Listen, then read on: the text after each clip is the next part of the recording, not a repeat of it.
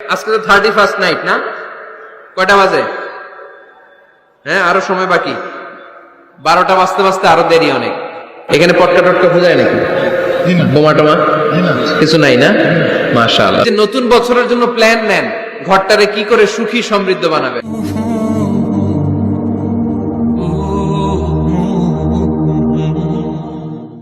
ঘরে কোরআন তেলাওয়াত করুন। কি তেলাওয়াত?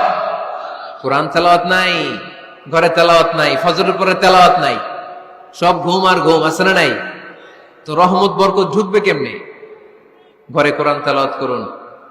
হাজবেন্ড তার ওয়াইফকে কোরআন তেলাওয়াত শোনাবে, ওয়াইফ তার হাজবেন্ডকে শোনাবে, বাবা তার সন্তানকে শোনাবেন, সন্তান বাবাকে শোনাবেন। প্রতি মাসের জন্য একটা সূরাকে নির্ধারণ করুন যে আমরা সবাই মিলে এই মাসে এই সূরাটা মুখস্থ করব। পারা যাবে? আওয়াজ করে বলেন তো, সূরাতুদ দোহা এটা কি খুব বড় সূরা? কথা কয় না। সূরাতুদ দোহা কি বড় সূরা না ছোট সূরা? তো এক মাসে কি এই সূরাটা মুখস্থ করা যাবে না? কথা বলে। ওয়াত্তিনি ওয়াজ-যাইতুন ওয়া তুরি সিনিন, এটা কি বড় সূরা? এক মাসে পারা যাবে না? প্রতি মাসের জন্য একটা করে সূরা নির্ধারণ করুন। তাহলে 12 মাসে কয়টা সূরা? আওয়াজ করে বলতে হবে, 12টা সূরা। প্রতি মাসে একটা। আজকে তো 31st নাইট না? কয়টা বাজে? হ্যাঁ, আরো সময় বাকি। 12টা বাজতে বাজতে আরো দেরি অনেক। এখানে পটকা টটকা খোঁজায় নাকি? বোমা টোমা কিছু নাই না? মাশাআল্লাহ। সুজানগরের লোক তো খুব আল্লাহওয়ালা দেখি। আল্লাহ কবুল করুক।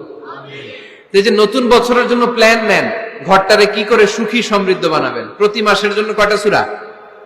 12 মাসে তাহলে কয় সূরা? 12 সূরা। প্রতি সপ্তাহে আপডেট নেবেন, খোঁজ খবর নেবেন, কয় আয়াত হইলো তোমার। স্ত্রীর খোঁজ খবর নেবেন, সন্তানের খোঁজ খবর নেবেন, কয় আয়াত হলো। মাস শেষে সবাই সবার কাছ থেকে শুনবেন, ঘরের বরকত বাড়ায় দিবে কে? এরকম ফ্যামিলি আমাদের সবার হোক, আমরা চাই না? হ্যাঁ, স্ত্রী তার স্বামীকে কোরআন তেলাওয়াত করে শোনায়, স্বামী তার স্ত্রীকে কোরআন তেলাওয়াত করে শোনায়, বাবা তার সন্তানকে কোরআন তেলাওয়াত করে শোনায়, সন্তান তার বাবাকে কোরআন তেলাওয়াত করে শোনায়। আপনার ছেলে মেয়েরা যখন কোরআন পড়ে আওয়াজ করে পড়তে বলেন, যাতে ভুল হলে শুধরে দিতে পারেন। এবং প্রতি মাসে যে সূরাটা মুখস্থ করবেন, ওই সূরাটা তাদাব্বুরে কোরআন করতে হবে, অর্থ জানতে হবে। মাতৃভাষায় কোরআনের অর্থ জানার দরকার আছে না নাই? তাহলে ঘরে কোরআন তেলাওয়াত করবেন। আল্লাহ রাসূল সাল্লাল্লাহু আলাইহি ওয়াসাল্লাম আম্মা জান আয়েশা রাদিয়াল্লাহু তাআলা আনহার কোলের মধ্যে মাথা রেখে কোরআন তেলাওয়াত করতেন। সুবহানাল্লাহ নাই? স্ত্রীর কোলে মাথা রেখে কোরআন তেলাওয়াত করবেন, পারবেন না? কষ্ট হবে? স্ত্রীর কোলে মাথা রেখে কোরআন তেলাওয়াত করবেন, এটা সুন্নাহ। আল্লাহ রাসূল সাল্লাল্লাহু আলাইহি ওয়াসাল্লাম আম্মা জান আয়েশা রাদিয়াল্লাহু তাআলা আনহার কোলে মাথা রেখে কোরআন তেলাওয়াত করতেন।